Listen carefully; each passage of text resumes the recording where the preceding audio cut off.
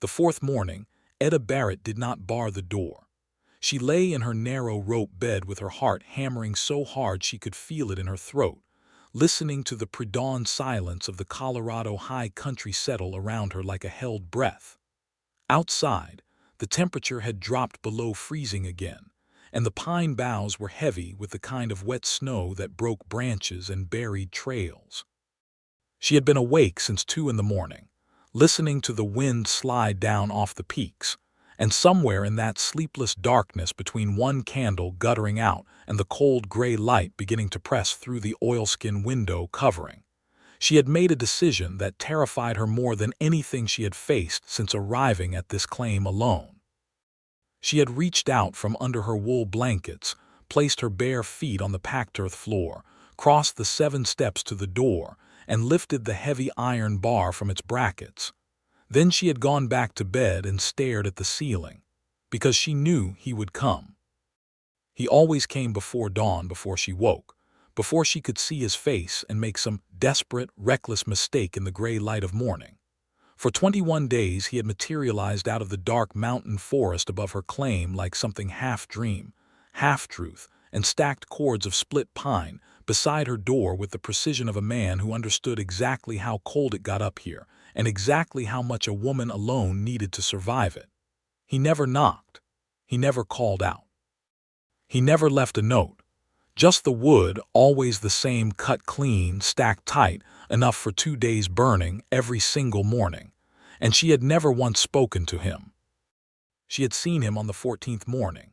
Just once, just a glimpse, a massive silhouette retreating into the tree line, broad as a barn door, moving with the quiet ease of a man who spent his life in high country terrain.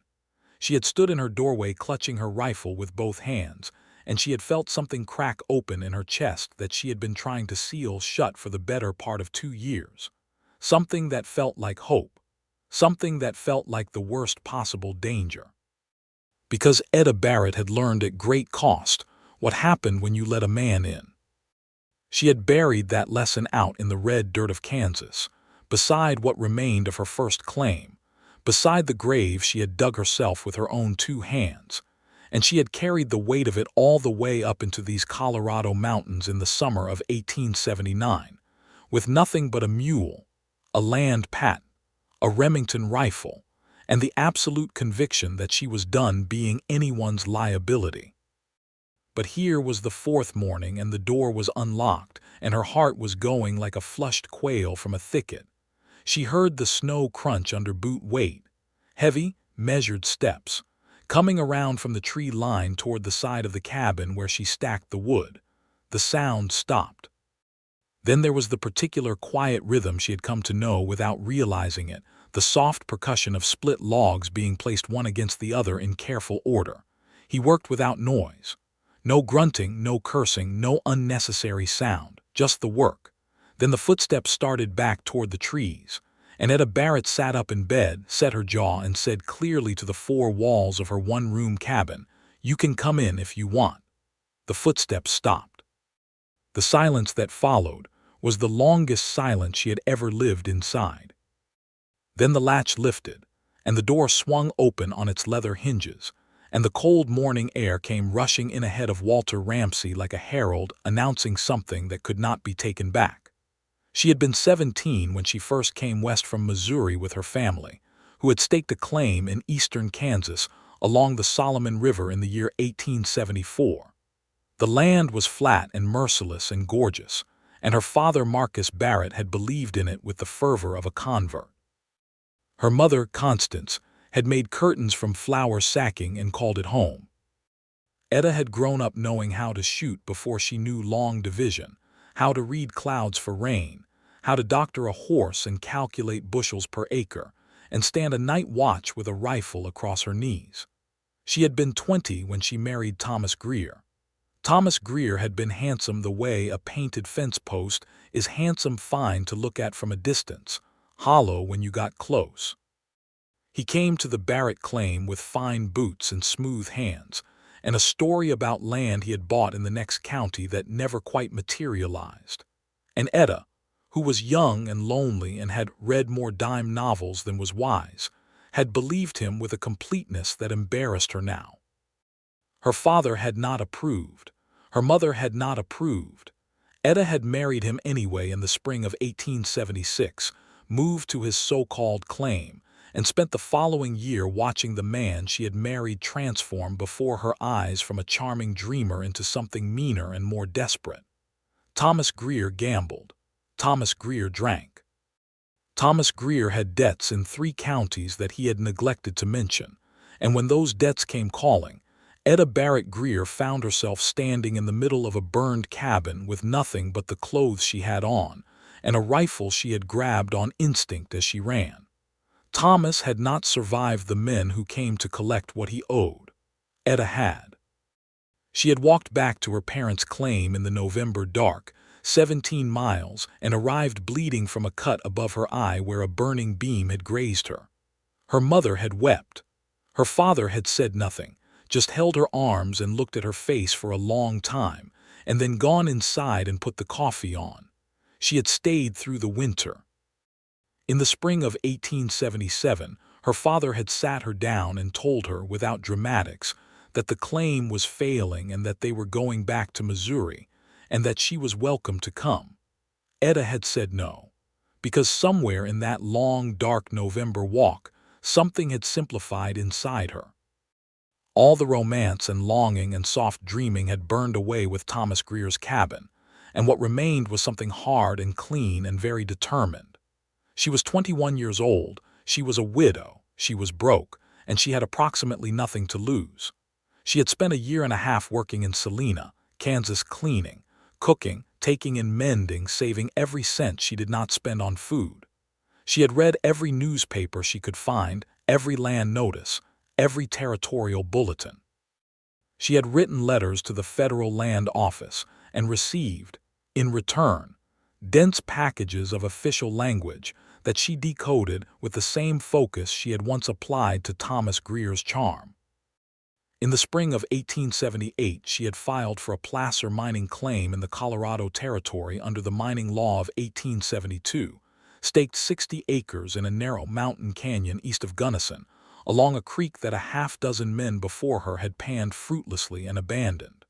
But Etta had read the Geological Survey reports more carefully than those men had, and she had a theory.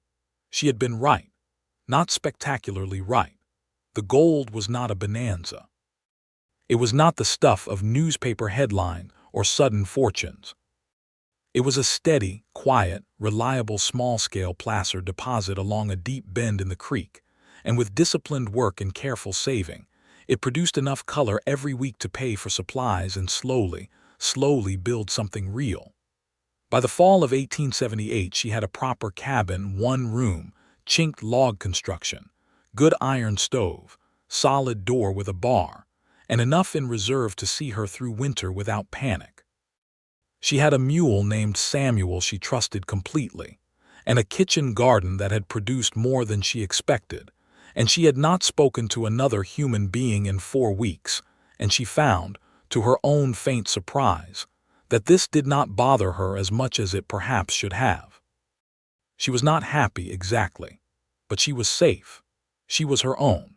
Then winter came down off the mountains in October of 1879 with unusual ferocity, and Etta discovered that her wood supply, which she had believed adequate, was badly short of what she actually needed.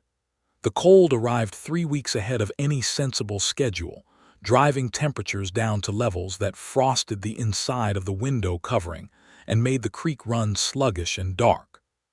She had enough to get by if she was careful, if nothing went wrong, if the cold did not hold as long as it threatened to.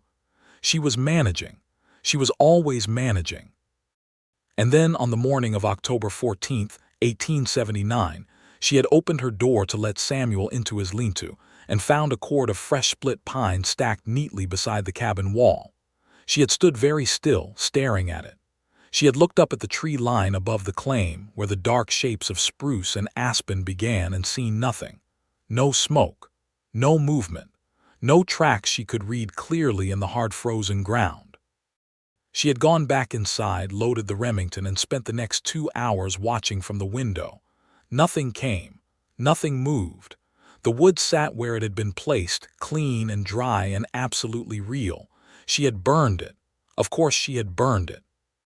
The temperature that night hit 15 below zero, and you did not refuse good firewood out of pride when you were alone in the Colorado mountains in October.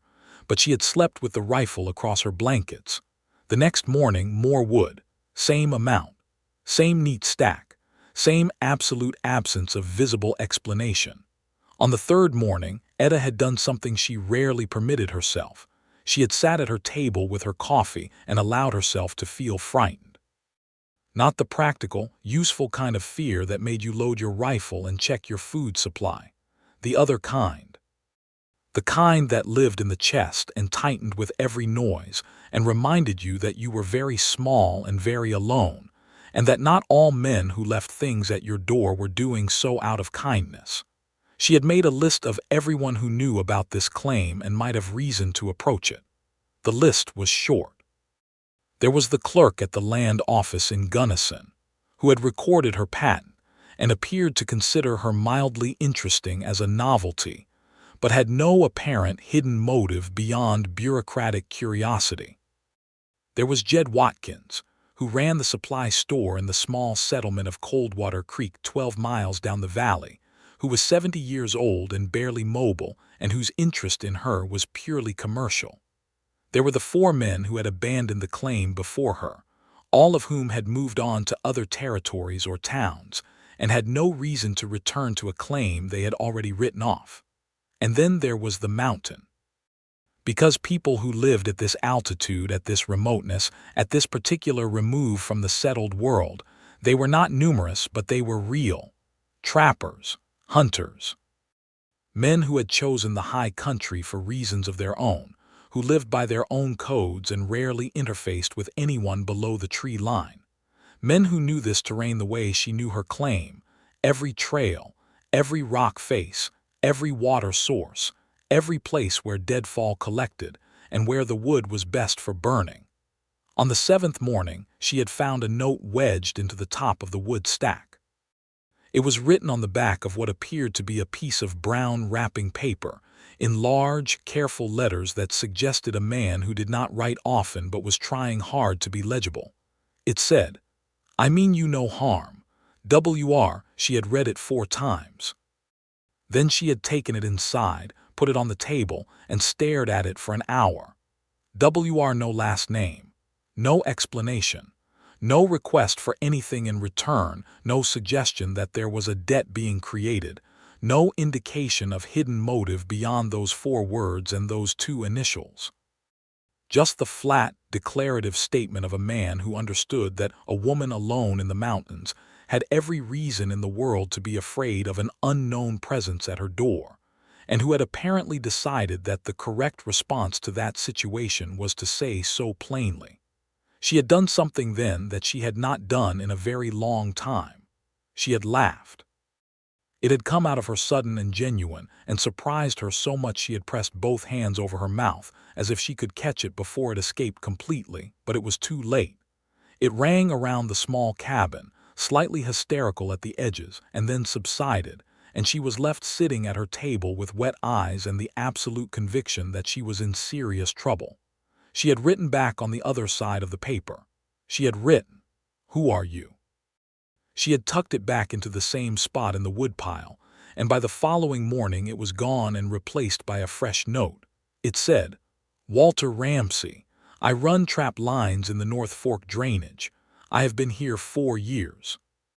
You are the first person to winter on this claim, and I did not think you had enough wood." She read that twice. He was not wrong. She had not had enough wood. She wrote, "How did you know I did not have enough wood?" His answer came the following morning, and it was brief and somehow deeply funny, and somehow also made her chest ache. "I could see your smoke. You were burning too much in the first weeks. It is a common mistake when people do not know how cold it gets up here." There was a pause implied in the white space of the paper, and then, "I know how cold it gets." After that, the notes had continued alongside the wood. 3 weeks of mornings, 3 weeks of careful, plain-spoken exchanges conducted on pieces of brown paper in the pre-dawn dark, and Etta had learned the following things about Walter Ramsey. He was 34 years old, which he stated without apology when she asked, she being 23 and him apparently sensing no reason to be coy about the gap. He had come west from Pennsylvania as a young man of 20, following his older brother James, who had gone ahead the previous year to prospect in the California fields. He had never made it to California. He had stopped in Colorado territory and simply stayed. He had found the mountains suited him in a way that nothing else ever had, with the possible exception of his brother's company, and James Ramsey had died of a fever in 1869. And after that, Walter had gone further into the high country and further still, until the elevation and the silence and the enormous clear sky had become the only home he recognized. He trapped beaver and marten and mink, and sold the pelts twice a year in Gunnison. He kept a winter cabin at the North Fork, which was approximately 3 miles from her claim over a ridge that a good walker could cross in 2 hours in clear weather. He had a horse named Corker and 2 dogs whose names he provided without being asked, Birch and Needle, and Etta had read that detail several times with something warm and helpless moving in her chest, because a man who named his dogs Birch and Needle was not a man with secrets she needed to be afraid of. But she had been afraid anyway, not of Walter Ramsey specifically, of what it meant that she thought about him. Of what it meant that she woke in the morning and her first conscious thought was whether the wood would be there, which was a practical concern about warmth, and her second conscious thought was whether there would be a note, which was something else entirely. Of what it meant that she was spending her evenings composing her messages to him with more care than she had given anything in 2 years, choosing her words, saying more than she intended, then crossing things out and starting over. She was falling in love with a man she had never seen. She had recognized it and named it clearly to herself on the 19th night, lying in her bed with the fire burning low and his last note on the table, which had said, in response to her question about whether he ever got lonely up here, I got used to being alone a long time ago. Getting used to something and not minding it are 2 different things. And she had lain there in the dark reading those words in her memory, and understood with perfect clarity that she was in the most complicated situation of her adult life, because she had sworn off men. She had sworn off the particular vulnerability of wanting someone and being wrong about them. She had paid for that mistake with everything she had, and she had rebuilt herself specifically around the absence of that kind of wanting. And here was Walter Ramsey with his split pine and his plain words and his dogs named Birch and Needle, dismantling the whole careful structure of her solitude morning by morning. On the 20th morning she had written, "Have you ever been married?" She had agonized over sending it. It was too direct. It implied too much. It was exactly the kind of question that admitted what she was thinking, which was a kind of exposure she had not allowed herself in 2 years. She sent it anyway. His answer on the 21st morning, "No. There was a woman once in Gunnison.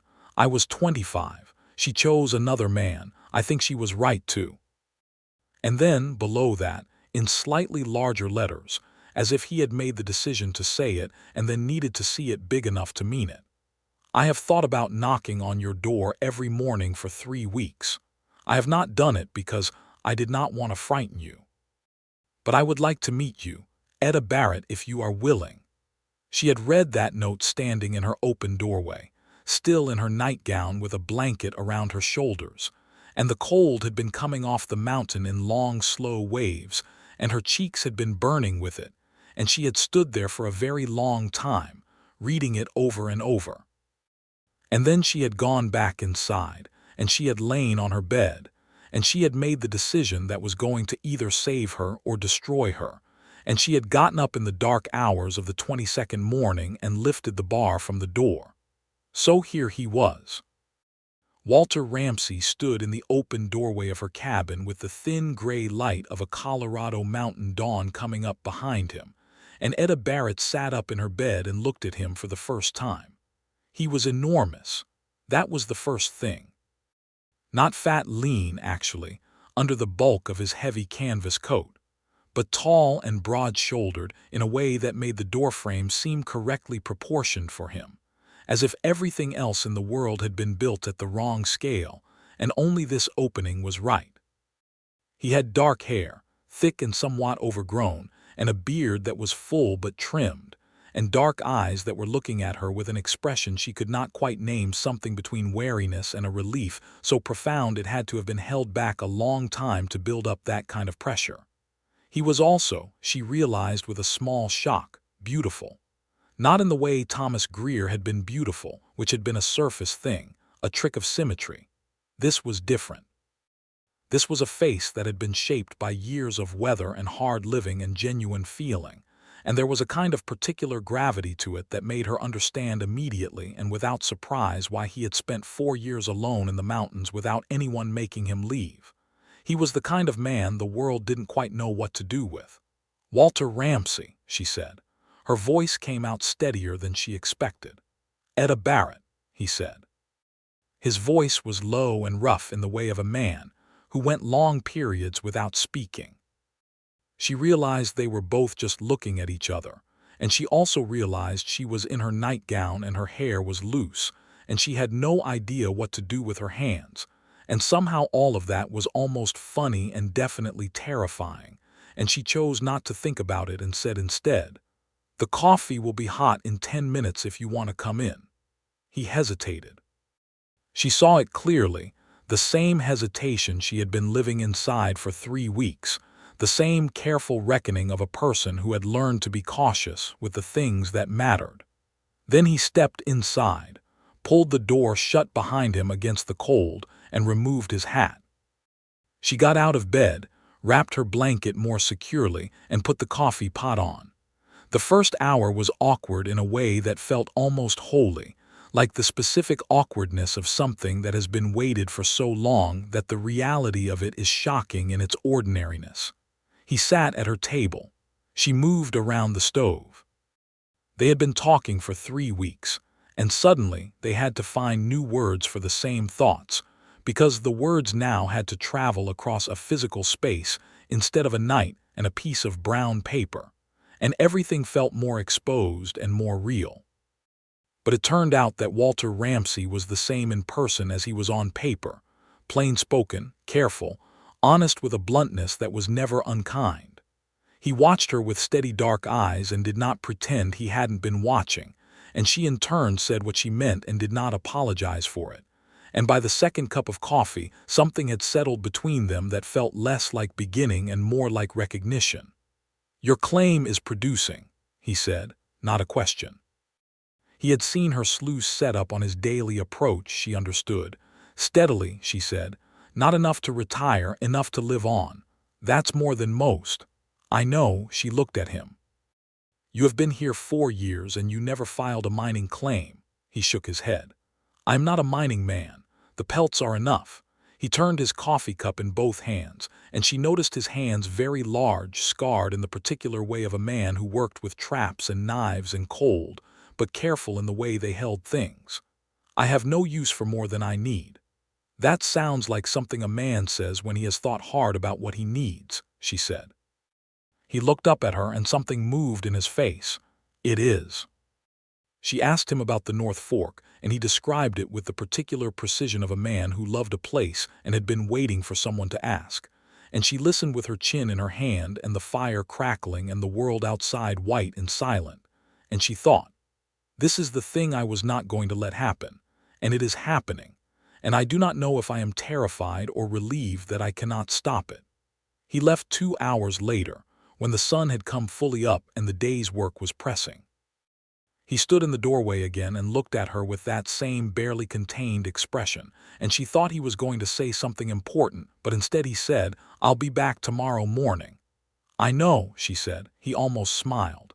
She could see the shape of it at the corner of his mouth, held back deliberately as if smiling was something he did privately. "Thank you," she said, "for the wood." "You needed it," he said simply. And then he was gone, back up through the tree line, and she stood in her doorway watching the space where he had been and pressed her hand flat against her sternum as if she could calm what was happening underneath it. He came back the next morning. And the morning after that. Always before full light, always with more wood that she did not really need anymore but that neither of them acknowledged as the pretext it had become. And he would come inside and she would make coffee, and they would sit at her small table and talk. She told him about Kansas. Not all of it, not Thomas Greer, not the burning, not the long dark walk, but the shape of it, the flatness of the land and her father's faith in it, and the particular feeling of growing up on the frontier, which was a combination of enormous freedom and enormous precariousness that she had never managed to explain to anyone who had not lived it. He listened without interruption, without the kind of restless impatience she had come to expect from men who thought listening was something you did while waiting for your turn to speak. He simply received what she said and held it. She told him about her gold claim theory one morning, the geological reasoning she had worked out from the survey reports, and he asked questions that were sharper and more informed than she expected. And when she said so, he said, "I read. Up here you have either long winters with nothing to read or long winters with books. I chose books." He had, it emerged, a collection of some 40 volumes in his North Fork cabin, including 2 geological surveys of the Colorado Territory, a stack of scientific magazines, a Bible he was not sure he believed but kept anyway, and a battered copy of a book called Elements of Geology that he had read twice. She stared at him. "What?" he said. "Nothing," she said. She stopped. "I had a version of you in my head from the notes. The real version is more." He looked at her steadily. "More what?" "More," she said. "Just more." The color that moved up his neck was something she stored carefully in her memory and returned to more than once. She told him about Thomas Greer on the 8th morning of his visits, the 5th week of November, when the snow was coming down in a way that was not going to stop soon. And he had clearly decided that going back over the ridge in that visibility was not sensible, and they had been sitting at the table for 4 hours, and the quality of the silence had shifted into something that felt like mutual holding of breath. She told it plainly, without embellishment, without self-pity, the marriage, the debts, the night the men came, the burning, the walk. She looked at the table while she spoke most of it. When she finished, she looked up. His face was very still in the way of a man who is controlling something large. "He is dead," he said, not a question. "Yes." He was quiet for a moment. "Did the men who came, did they?" He stopped. "No," she said. "I ran, I got out." She met his eyes. "I was lucky." "You were smart," he said, with a quiet firmness that settled something in her she had not known was still unsettled. "I was young," she said. "Those two things can coexist," he said. And then, very quietly, "I am sorry that happened to you." She had been told she was sorry something happened to her before. People said it with a kind of helpless discomfort, as if the apology were for their own awkwardness. Walter Ramsay said it the way you set down something heavy that you have been carrying on behalf of someone who could not manage it themselves just then, and she felt it land differently than anything had in a very long time. "I do not talk about it very often," she said. "I know," he said. "Thank you for telling me." She had to look away from him then, not because of grief, but because of something she was not ready to name in a room this small with no distance between them. He stayed that night. Not in her bed, in her chair, by the fire, wrapped in his own coat, his long legs stretched out, his dog's birch and needle curled at the door where he had let them in out of the snow, their yellow eyes blinking slow and comfortable in the firelight. She lay in her bed and listened to the sound of his breathing and the wind outside and the dogs shifting, and she thought she would not sleep, and then she did, and it was the best sleep she had in 2 years, and she woke up knowing exactly what that meant. December came. The canyon where Etta's claim sat became a study in white and gray and the dark green of the spruce, and the cold was the kind that had personality, that you could feel thinking about you. Work at the sluice became intermittent as the creek dropped and parts of it froze, but there was still color to be found with careful panning at the open bends, and she kept at it with the methodical persistence that had come to define her, wrapped in every layer she owned, her hands aching by midday. Walter had established, by now, a pattern that neither of them had discussed explicitly, but that had the feel of something agreed upon. He came every morning with wood, stayed through breakfast and the first hours of the day, and 2 or 3 times a week stayed through the afternoon. He helped with things she did not ask him to help with, splitting more wood, reinforcing the linta where Samuel sheltered against the worst winds, checking the cabin's chinking where cold air was finding its way in. And she fed him properly, and said thank you without embarrassment, and watched the way he moved in and out of her daily life like a body moving in orbit, each pass a little closer than the last. They had not touched each other. This was something she was aware of, with an attention that occupied a surprising amount of mental space.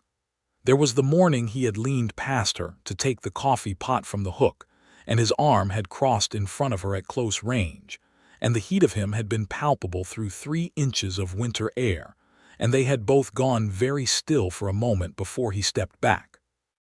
There was the afternoon she had slipped on the ice crust near the creek, and he had caught her arm before she went down, and his hand had closed around her elbow with a steadiness that she had felt all the way to her back teeth, and he had held on a beat longer than strictly necessary, and she had looked up at him, and he had been looking at her with something naked and direct in his face that he did not try to hide, and she had said, "Thank you," in a voice that did not quite belong to her.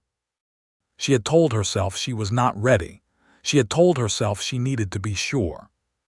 She had told herself that the most dangerous thing she could do was confuse gratitude and loneliness with something real, because she had done that once and it had cost her everything.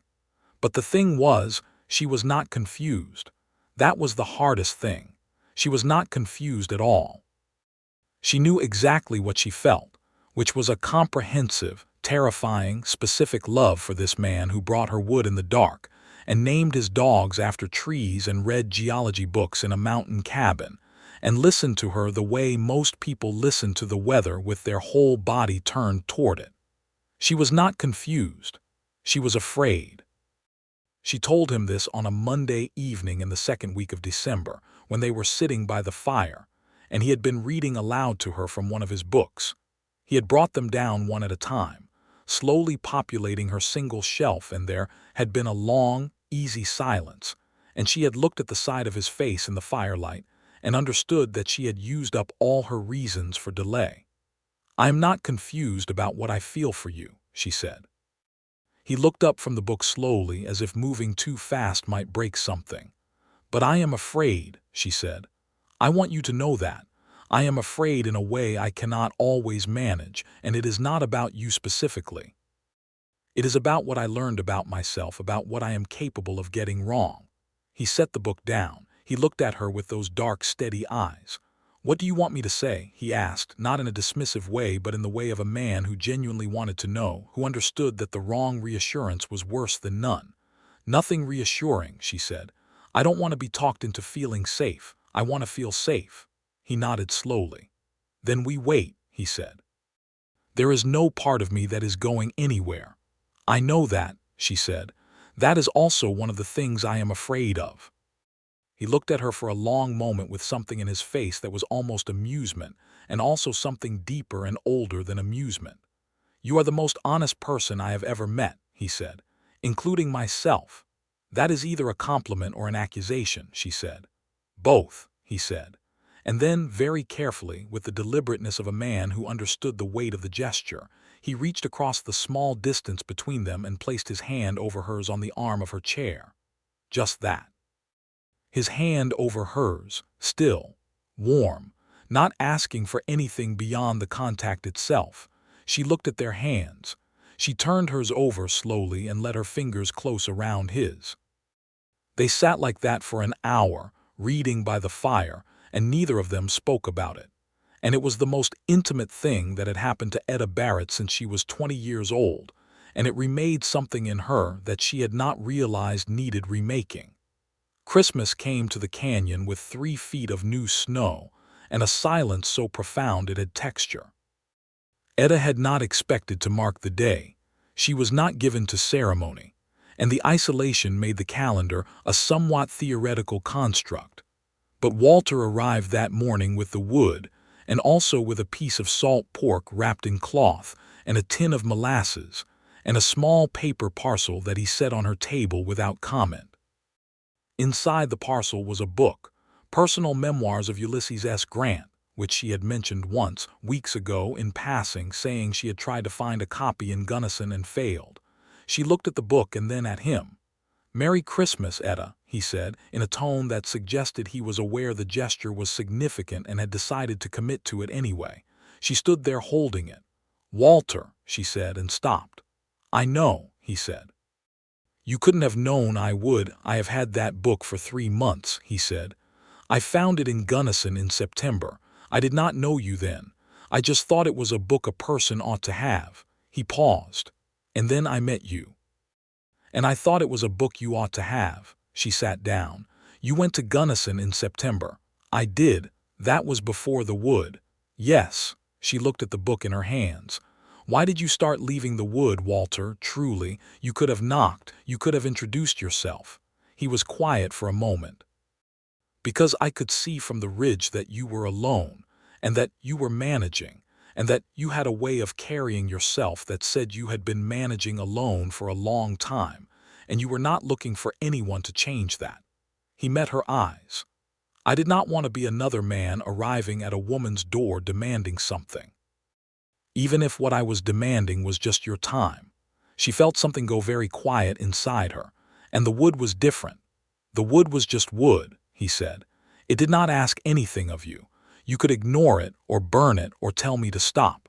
You were in control of what it meant."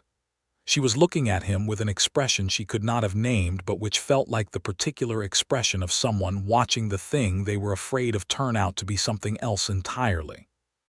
"I am not in control of what it means," she said. "Not anymore." He looked at her steadily. "Neither am I," he said. "I haven't been for a long time." She got up and crossed the space between them, which was 4 steps, and she put her hand on his chest, and he went very still, and she could feel his heart under her palm, going at a rate that matched her own, and she thought, "We are both exactly the same kind of frightened, and that is perhaps the most trustworthy thing there is." She kissed him. It was not tentative. It was not exploratory. It was the kiss of a woman who has made a considered and deliberate choice and has committed to it entirely, and he received it with both hands coming up to frame her face with a gentleness so precise it undid her completely, and when they parted they stayed close, foreheads nearly touching, breathing the same cold December air. "I love you," she said, without preamble and without apology. "I wanted to say it plainly because I am done with anything that isn't plain." His hands were still on her face, and he was looking at her with something that had no easy name, relief and joy, and a particular kind of reverence that made her chest ache. "I love you," he said. "I have been trying to find the right time to say that for 6 weeks." "There is no right time," she said. "There is just the time that you say it." He laughed. It was a low, surprised sound, and she felt it against her, and stored it alongside the color on his neck and the steadiness of his hands and the way he had said "I am sorry that happened to you," building the private architecture of him that she was going to live inside for the rest of her life. January was brutal and clear, and the coldest month Etta had experienced since coming to Colorado. The mercury dropped to 30 below on 3 separate nights, and the creek froze solid, and work at the claim was impossible for most of the month. It should have been a hard time, isolated, unproductive, the days short and the nights very long and the cold a constant pressure. Instead, it was the best month of her adult life. Walter spent more time at the cabin now, coming over the ridge on Corker when the trail allowed, the dogs bounding through the snow ahead. Etta had cleared a corner of the linta for the horse, who and Samuel regarded each other with the wary mutual tolerance of 2 old men sharing a waiting room. She fed all of them horse, dogs, man, with the plain competence of a woman who had always considered feeding people one of the clearest expressions of care, and watched Walter eat with the appetite of a man who had been cooking for himself for a long time, and was surprised and grateful to have someone who could make salt pork and beans taste like something worth sitting down for. They talked in ways she had not talked with anyone in years. They talked about science and geology, and whether the mountains had been different here before the last ice age, which Walter had strong and surprisingly well-informed opinions about. They talked about the injustices of the land distribution system, which had funneled the best bottomland to railroad companies and speculators, while settlers like her father broke themselves on marginal ground, and about the way the government's treatment of the Ute people who had lived in these mountains for generations was a kind of theft so enormous and so recent that you could still hear the shape of it in the silence of the high country. And Walter spoke about this with a quiet anger that she recognized and shared. They talked about books and about God and about whether loneliness was a condition of character or circumstance. And they argued, genuinely, productively argued, about things they disagreed on, which she had not known was something she valued until she found a man who could disagree with her without making it a contest of dominance. And in the long winter evenings by the fire, they simply were together, in the comfortable and particular silence of two people who have stopped performing for each other and begun simply existing in the same space, which is, she thought, the actual definition of intimacy. He asked her to marry him on the last day of January. They had been out in the snow. She had finally convinced herself to try snowshoes, which Walter had fashioned from bent spruce and rawhide in the shape of the Ute designs he had seen in his years in the territory.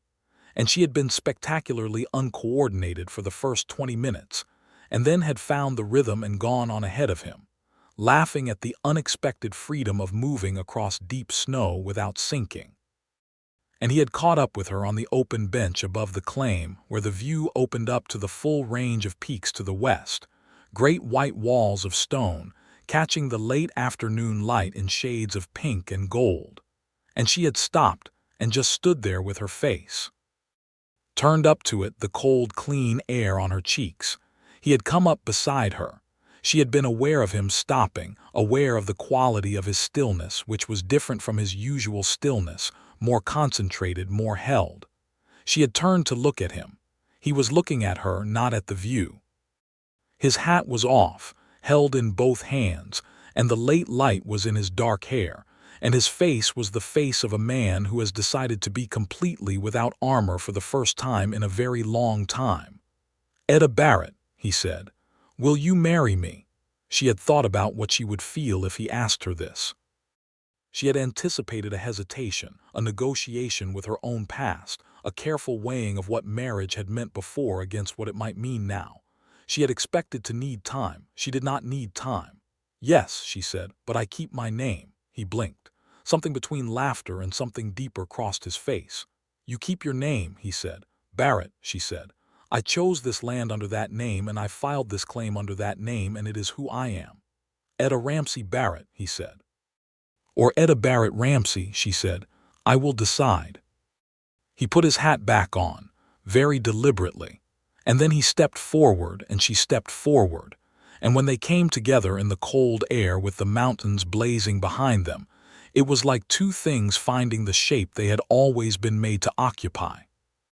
They were married in March of 1880 in Gunnison by the county justice of the peace, with Jed Watkins from the supply store as witness, the old man having made the 12 miles up from Coldwater Creek with the dedication of someone who understood that events of genuine significance were rare and worth the journey. Etta wore her best dress, which was blue wool, and had done her dark hair up properly for the first time since she could remember, and she had looked at herself in the small piece of mirror she owned and thought, "I look like someone who has come through something and arrived somewhere." Walter wore his good coat and had trimmed his beard to a precision that suggested considerable effort, and when he saw her come out of the room where she had dressed, he went completely still in a way that was becoming her favorite thing about him, the way strong emotion registered in him as absolute stillness, like a deep pool with no surface movement. "You are beautiful," he said. "You are handsome," she said, and then smiled. "When you try," he laughed. Properly, fully, the laugh filling the room, and she thought she would remember the sound of it the rest of her life. The ceremony was brief, and the justice of the peace was a practical man of few words who seemed to understand that the two people in front of him did not need the poetry of it explained to them. When he got to the part about whether anyone had cause to object to this union, old Jed Watkins had said, quite audibly, "Nobody that matters," which was not the traditional response but which covered it adequately. They went back to the claim in the afternoon, through country that was just beginning to open up from winter, the first thin green of spring showing under the snow's retreat. And that night Walter brought half his 40 books over the ridge and stacked them on her shelf until it was full and there were piles on the floor. And she made a proper dinner of salt pork and cornbread and dried apple pie. And they sat at the table together in the lamplight, and they were, for the first time in both of their lives, entirely home. Spring returned the creek and the gold, and Etta worked the claim with the renewed energy of a woman who has something worth building toward instead of just maintaining. The deposit continued to produce its steady small yield, and she had ideas about a more systematic approach to the lower bend that she had been developing through the winter, and in April she put them into practice and found a seam she had not expected that produced, for 3 weeks, more color per day than the previous 6 months combined. Walter had watched her run the sluice with an expression of pure, uncomplicated admiration. "You did a geological survey in your head," he said. "I did a geological survey on paper," she corrected. "I have been mapping this creek for 18 months. He looked at her map, spread on the table, covered in her small, precise notations. "This is extraordinary work," he said, without any self-consciousness about saying it. "I know," she said, not modestly. He grinned. "I love you an immoderate amount," he said. "Good," she said. "I love you an immoderate amount, too." They used the increased income carefully. Walter had the trapline income alongside hers, and they were neither poor nor rich, but they were stable in a way that felt earned in every particular. They bought better equipment for the claim. They bought lumber, milled and hauled up from the valley, and extended the cabin by 1 room, which doubled the living space and allowed for a real sleeping room separate from the main living and working area, which was a luxury that Etta felt with her whole body every morning when she woke in the expanded space. He built a proper stable for Corker and Samuel, with a good roof and a hay storage room attached. She started a larger kitchen garden, extending it up the gentler slope above the cabin, terracing it against the grade in a method she had read about in one of Walter's books, and adapted for the altitude and the short growing season. She grew potatoes and turnips and onions and beans, and traded the surplus with Jed Watkins for the supplies she could not produce herself. In the summer of 1880, a man named Ellis Coyle appeared at the edge of her claim. He came on a Tuesday afternoon in July when Walter was over the ridge checking the north end of his trapline, and he rode up on a roan horse with the easy confidence of a man who was accustomed to going where he wanted. He was perhaps 40, with pale eyes and a carefully constructed friendliness that Etta recognized immediately as the social equivalent of a decorated trap, and he said he was representing a mining concern out of Denver that was interested in acquiring claims in the canyon drainage. She stood with her hands at her sides and the Remington somewhere she could reach it in 3 steps and said, "This claim is not for sale." He smiled in the way of a man who has heard that before and does not believe it.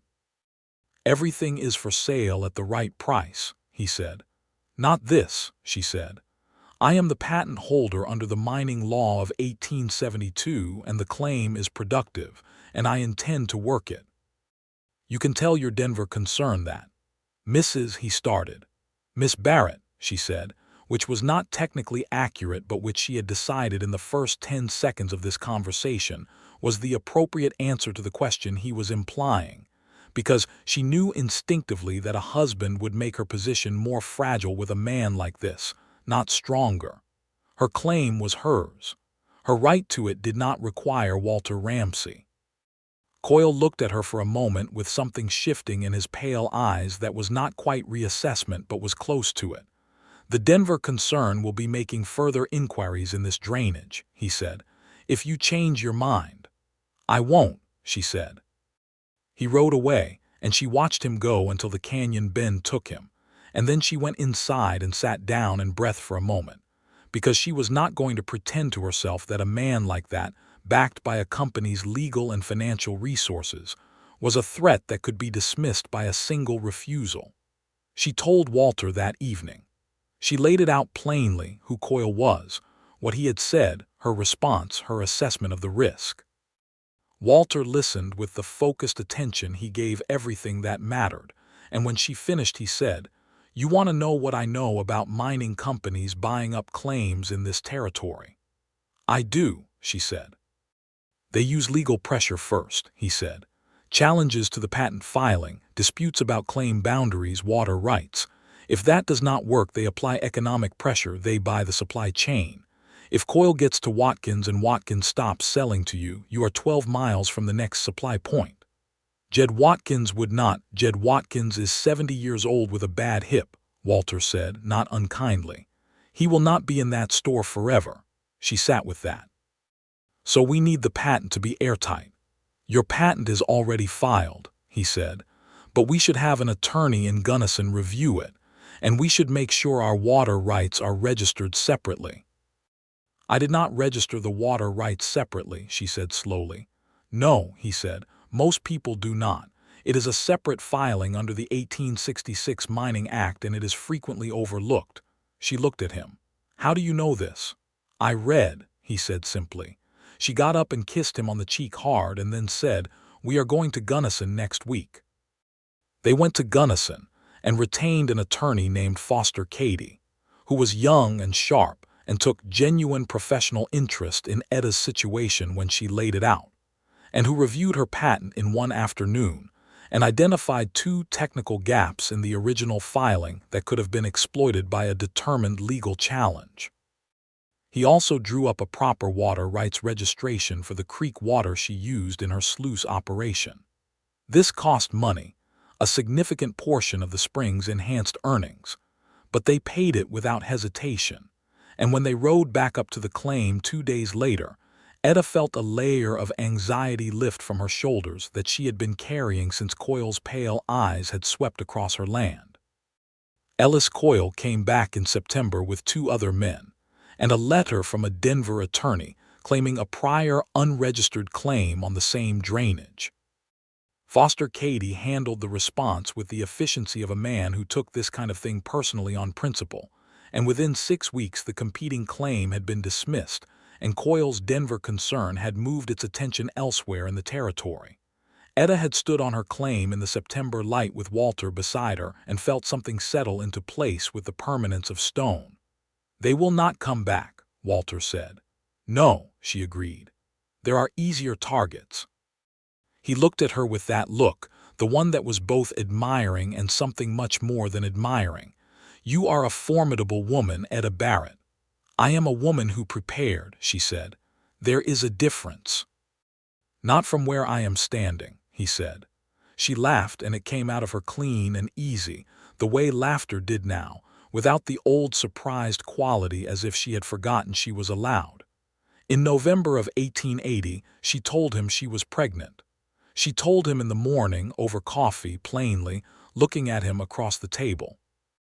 His face did the thing it did, the stillness, the deep stillness, and then something moving through it like a weather front, and then his eyes were very bright and he was absolutely not going to cry in front of her, which she could see him deciding with great determination. "Are you well?" he said. "Are you feeling?" "I am fine," she said. "I am more than fine." She held his eyes. "Are you?" "Yes," he said before she finished the question. "I'm very much yes." She had reached across the table and taken his hand, and he had closed both of his around it, and they had sat like that for a while in the morning quiet of the canyon, listening to the creek. The pregnancy was not easy. The altitude was a factor, and the winter was hard, and there were weeks in January when she was ill in a way that genuinely frightened her. Walter was present and attentive in a way that managed not to be suffocating. He knew her well enough by now to understand that she needed to be treated as a capable adult, not a delicate problem, and he helped with the physical work she could not do without making a production of taking things over, and he found the balance with an instinctive accuracy that made her love him with a specific and grateful intensity.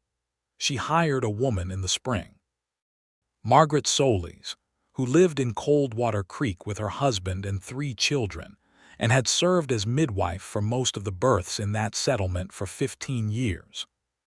Margaret was a compact, serious woman of Mexican descent who had come north with her husband from New Mexico Territory, and she made the trip up to the claim once a month through the spring and was matter-of-fact and competent, and did not treat Etta as anything other than a healthy young woman preparing to have a baby, which was exactly the right approach. The baby came in July of 1881, on a morning when the canyon was full of summer light and the creek was running fast and clear. It was a boy, and he was born with his father's dark hair and the general air of someone who has arrived somewhere after a long journey and is relieved to have made it. Walter had been present throughout, because Etta had asked him to be, and because there was no force on earth that would have made him leave. And when Margaret Solis placed the baby in his arms, he had held him with those large, careful hands and looked down at him with an expression that dismantled Etta completely from across the room. They named him James. For Walter's brother, who had not made it to Colorado, who had gone ahead as the brave always did, and who deserved to have his name in the world through something living and good. James Ramsey Barrett, recorded in the Gunnison County Records in the summer of 1881, was a child of the mountain in every way, strong, loud, opinionated, and apparently convinced from his first days on earth that he had important business to attend to, and was annoyed by any delays. He slept in a cradle Walter had built from pine, in the new room they had added, under a quilt that Etta had pieced through the winter from fabric she had been saving in a trunk since Kansas, each square a different thing: flour sacking, a piece of a dress she had outgrown, a strip of canvas from the first shelter she had built at the claim, and the quilt was a document of her whole life, and James slept under it like the small sovereign he was. The claim continued to produce. The seam Etta had found in the spring of 1880 had not exhausted itself by the fall of 1881, although it was showing signs of narrowing, and she had already begun the survey work for the next extension of her operations. Walter's trapline was steady, and he had in fact expanded it in 1881 by acquiring the rights to a second line from a trapper who was leaving the territory, which increased their combined income substantially. They were not wealthy, but they had built, through work and intelligence and the peculiar grace of having found each other in time, something durable. The cabin was solid and warm and full of books. The claim was registered and defended and productive. Samuel the mule was old but still capable and regarded James with the deep suspicion he reserved for new things that made noise. Birch and Needle had died within a month of each other in the winter of 1881, the natural end of old dogs, and Walter had grieved them quietly and privately in the way he grieved everything that mattered. And in the spring he had come home from Gunnison with 2 new pups, a girl and a boy, that James had immediately claimed as his own. The boy dog was named George, and the girl was named Maple, because James had seen a picture of a maple tree in one of Etta's books and considered it the most beautiful thing he had ever encountered, and Etta was not going to argue with the creative choices of a 6-month-old. In the summer of 1882, Etta wrote a letter. She had been thinking about it for a long time and had resisted, and had finally decided that the resistance was its own kind of pride that she could afford to put down. She wrote to her parents in Missouri, her father Marcus and her mother Constance, who she had not been in contact with since she came to Colorado, not from anger but from the forward-facing focus of a woman who was surviving and could not afford to look back. She wrote them a letter that was 4 pages long and told them everything: the claim, the gold, the cabin, Walter, James, all of it, without omitting the hard parts, without making it sound easier than it had been. 2 months later, a letter came back in her mother's handwriting. Constance Barrett had filled 6 pages, and she had alternated between weeping into the paper, which was evident from the blurred patches of ink, and writing with such controlled relief and joy that the sentences ran long and the punctuation became approximate. Marcus Barrett had added a postscript in his methodical hand that said, "Your mother read this letter aloud to me 3 times. I am very proud of you, Etta. Tell your husband I hope to meet him. Tell my grandson I am counting the days." Etta had sat at the table reading this with James on her knee, and Walter had looked up from the book he was reading aloud to her and seen her face, and he had set the book down without a word and come around the table and put his arm around her, and she had leaned into him with the letter in her hands and let herself feel the full weight of what it meant to be found by the people you had come from. Marcus and Constance Barrett came the following summer, in June of 1883. They made the journey from Missouri by train to Denver, then by stage to Gunnison. Then, because Marcus Barrett was 62 and not as sturdy as he had been but not about to admit it, by hired wagon up the 12 miles to the claim, arriving on a June afternoon when the canyon was in full summer glory, and the creek was bright, and the garden was in riotous early growth. Etta had been watching the trail from the ridge above the claim all morning. When she saw the wagon coming up the canyon floor, she had started down at a pace that she had to consciously restrain from becoming a run, and James trotted beside her on his nearly 2-year-old legs with the absolute conviction that whatever his mother was moving toward, he should be moving toward it too.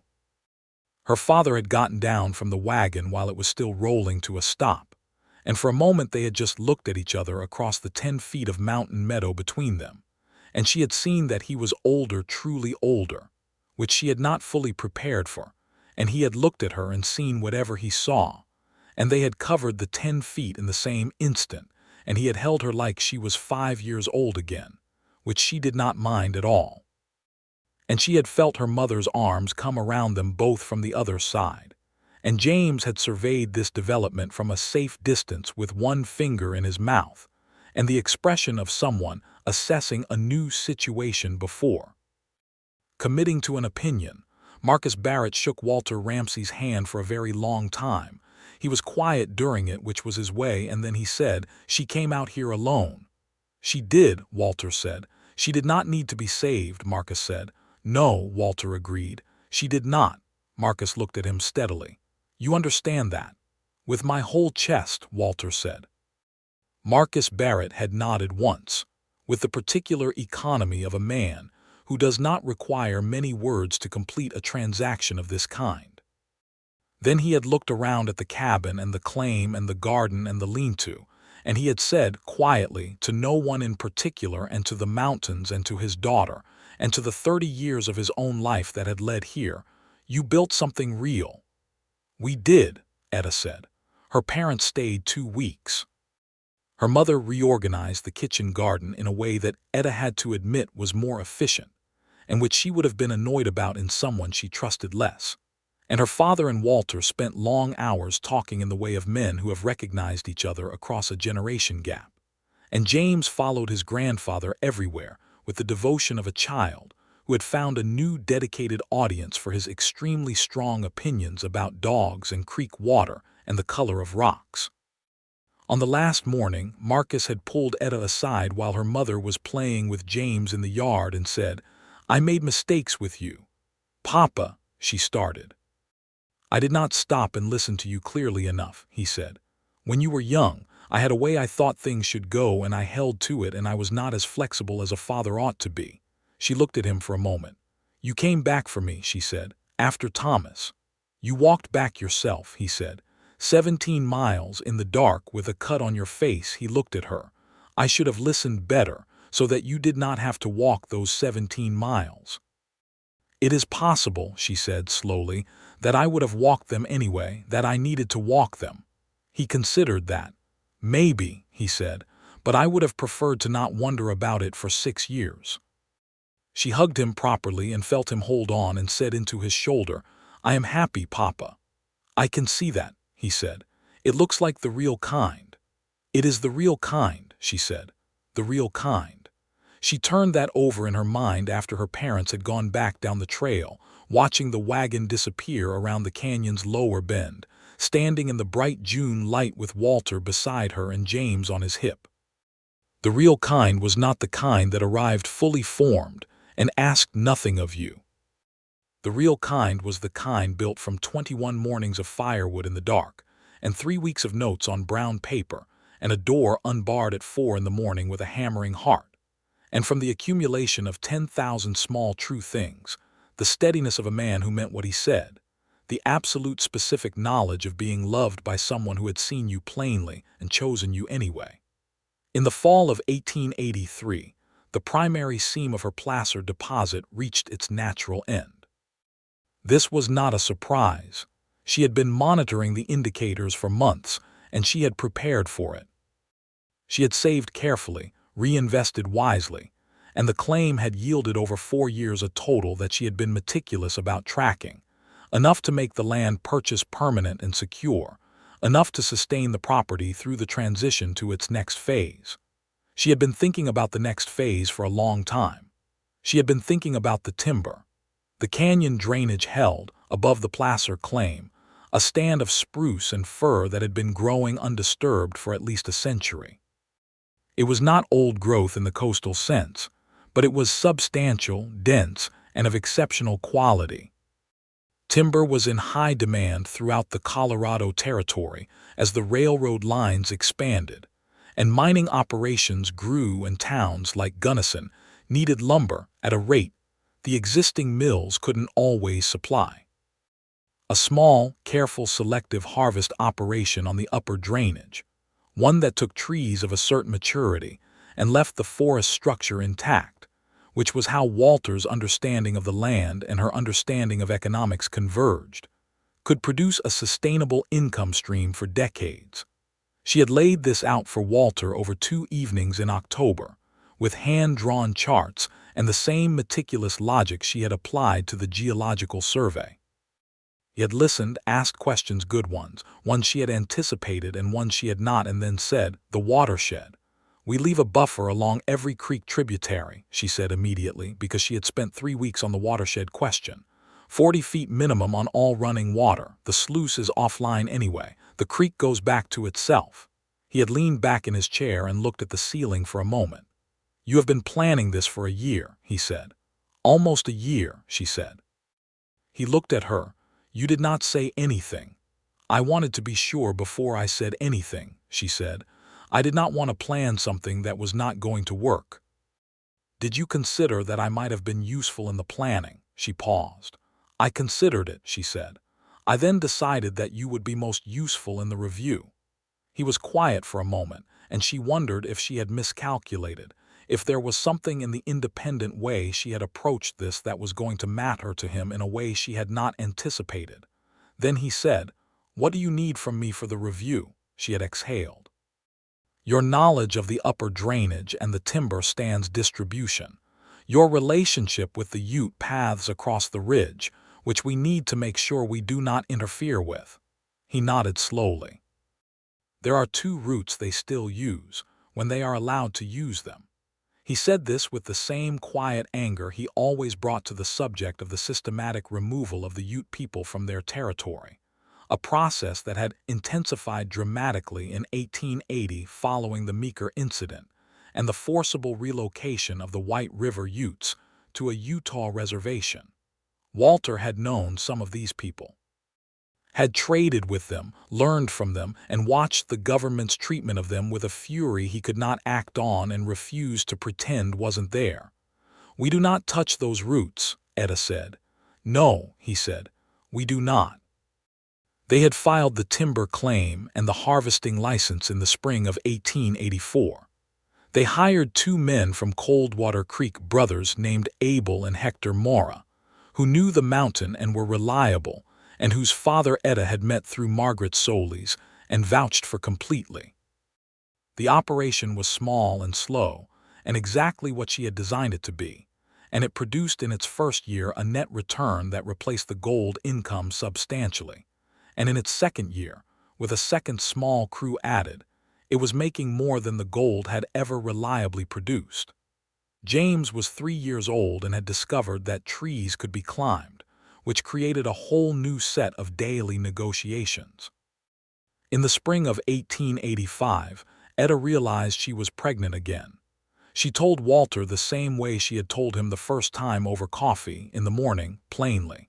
He had the same response, in every particular, which was its own kind of love, she thought, the consistency of joy in something that had every right to be joyful. This time the pregnancy was easier. The second summer was warm and the work was going well, and she had Margaret Solis's regular visits, and a husband who had learned from the first time what she needed from him, and who provided it without being asked. And in October of 1885 she delivered a daughter. They named her Clara. Clara Constance Ramsay Barrett, for Etta's mother, and for the particular quality of clarity that her arrival brought with her. She was a quiet baby, which was a complete reversal of her brother, and she looked at everything with enormous dark eyes that were Walter's eyes in a face that was unmistakably Etta's, and both of her parents fell entirely under her authority within approximately 24 hours of her arrival. James greeted his sister with the solemn gravity of a 4-year-old who has been told many times that this is an important matter and has taken it seriously, and then spent the next several days bringing her offerings: a smooth creek stone, a spruce cone, a piece of dried apple from the winter stores, which he placed beside her cradle with the focused intentionality of a child who has decided that love is a practical matter requiring concrete expression. Walter had watched this and looked at Etta across the room, and they had shared the particular private language of two people who have made something together, and are astonished and grateful by how it continues to exceed them. The years moved forward with the particular quality of years in which you are building something, where the motion is constant but the progress is sometimes visible only in retrospect. The timber operation grew carefully, under Etta's management and Walter's deep knowledge of the land's carrying capacity, always sustainable, never more than the forest could replenish. And this was both good ethics and good economics, and she held the balance of them with the same precision she had always brought to everything. The cabin became, by the late 1880s, a house properly speaking, 4 rooms and a covered porch and a root cellar and a good second stable, and a library room for the books, which had increased to well over 100 volumes, and which both James and Clara used with the comfortable possessiveness of children who have grown up believing that books are furniture. Walter continued his trapline, though he reduced it as the timber operation grew, because there was less need for it financially, and because he was honest enough to admit that at 42, he did not want to spend every November and December alone on the North Fork. He kept the North Fork cabin, maintained it carefully, visited it seasonally, because it was his first home in the mountains, and he was not going to give up his relationship with the high country's most isolated reaches. But his home was here, in this canyon, in this house, with these people. He had changed. She had watched it happen so gradually that it was only visible in comparison to memory. The man who had left notes in a woodpile and retreated before dawn was still present in him, in the careful way he moved through the world, in the economy of his words, in the profound and genuine preference for silence that made him an unusual father and an extraordinary one. But the absolute solitude had given way to something he had not expected when he began leaving Firewood at a stranger's door in the October dark. It had given way to being known by someone who had chosen to know you not out of proximity or obligation or the comfortable habit of long acquaintance, but out of genuine specific attention. This was, Walter Ramsay had come to understand, the most sustaining thing available to a human being in a difficult world. He had told Etta this one evening, years into their life together, lying in the dark with the mountain wind in the pines outside, in the way that deep truths tend to emerge in the dark and the quiet, without preamble or particular occasion. She had been quiet for a moment, in the way she was quiet when she was thinking carefully about something. Then she had said, "I knew what I was doing when I left the door unlocked, but I did not know I was capable of what came after. I did not know I was capable of being this." Being what, he had asked. "Happy," she said.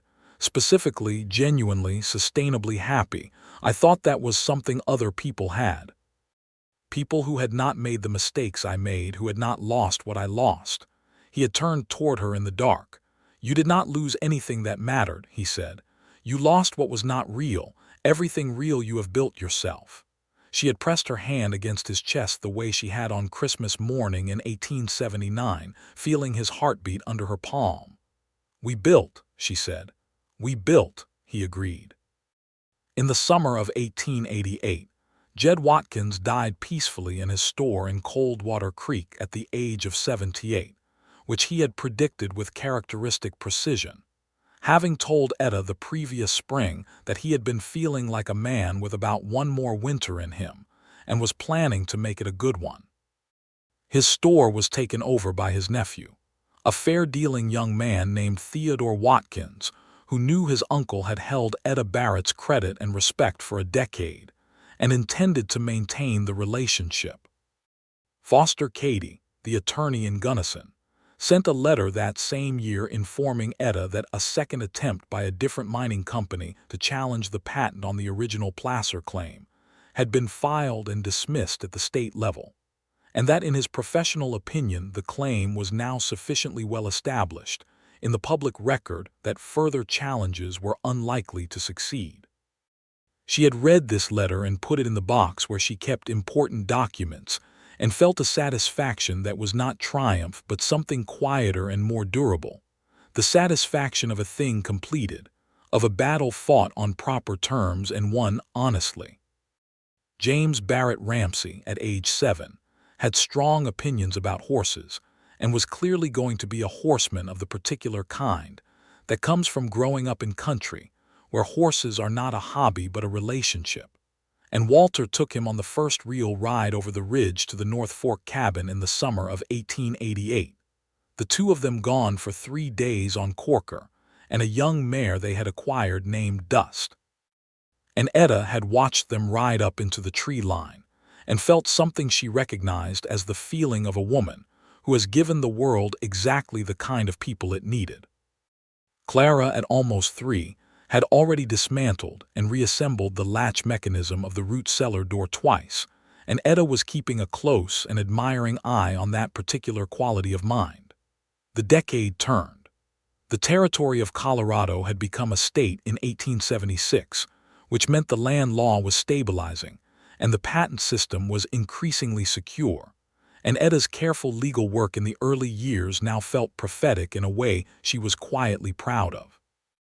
The timber operation had a reputation in the region for quality and reliability, and she had twice been approached to consult on sustainable harvesting practices by operations in neighboring drainages, which she had done, charging a proper consulting fee and providing real expertise, because she believed that what she had figured out about taking from the land without destroying it was worth sharing.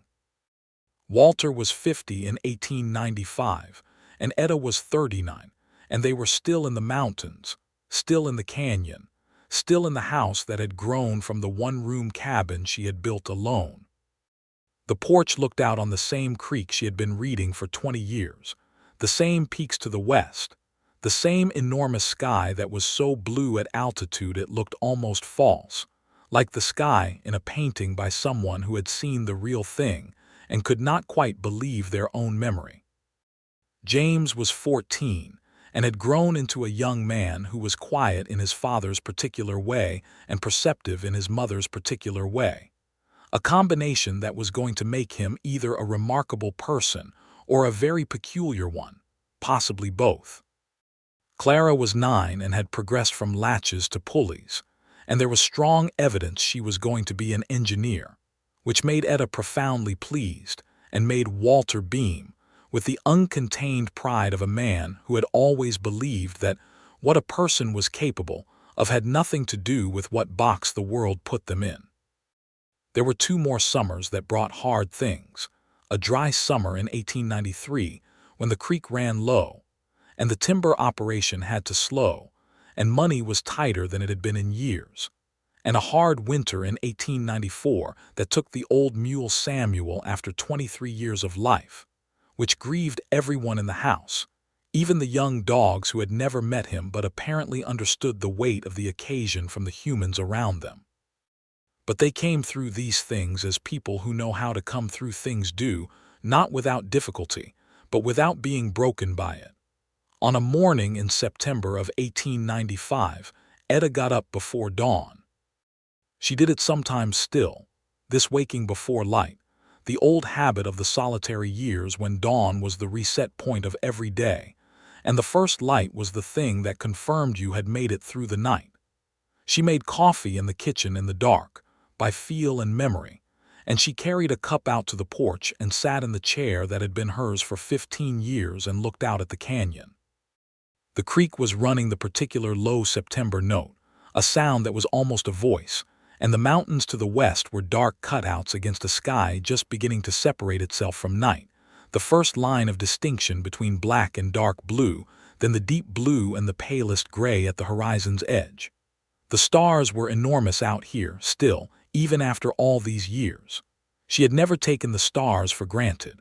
She heard the door open behind her, heard his step on the porch boards, felt his weight settle into the other chair, the one that had been his for 15 years. He was carrying his own coffee. He set it on the porch rail and wrapped both hands around it and looked out at the dark canyon with her. They sat in silence for a while, which was its own language. Then he said quietly, "You were awake." "I wanted to see the dawn," she said. "You always want to see the dawn." "I always will," she said. He turned to look at her in the first thin light, and she turned to look at him. And in 23 years of mornings his face had changed in the way of a face that has been lived in fully and without reserve, more lines, more depth, more of himself visible in it, which had seemed impossible when she first thought that. She had thought when she was 23 that she had found the most honest face she had ever seen. She had been right, and it had continued to be true in every year since. "Do you remember," she said, "the morning you came in?" "I remember every particular of it," he said. "I was terrified," she said. "I know," he said. "I was too. You did not show it.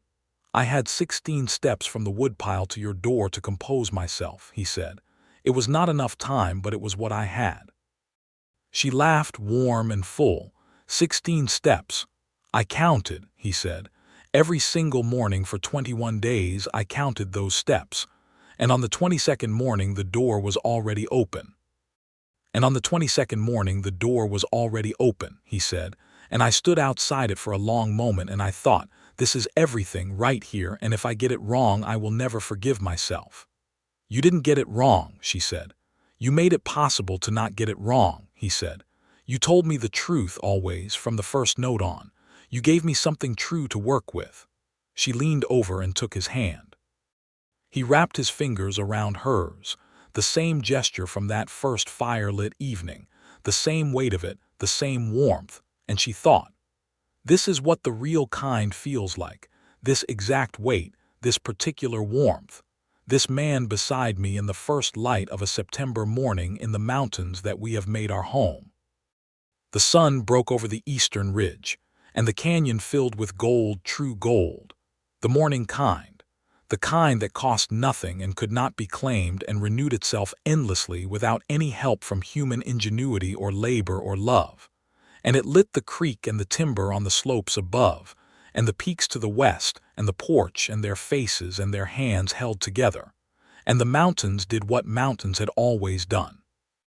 They simply continued, enormous and indifferent and beautiful, while the small, brief burning lives on their flanks did the remarkable and improbable and absolutely essential work of choosing each other.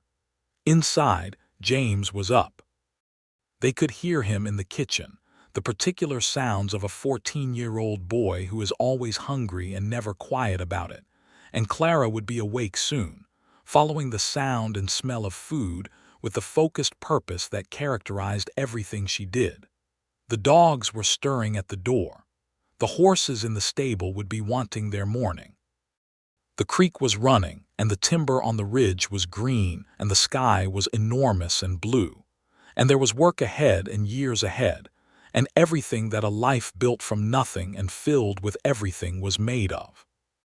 Etta Barrett looked at the man beside her in the morning light, and felt the thing she had carried since that fourth morning when she had gotten up in the dark and lifted the bar from the door, not just love, though it was love, Everything that word could hold and then more, but the specific knowledge of having been seen and having seen in return, of having risked the thing she swore she would never risk again and found it to be the only risk worth taking.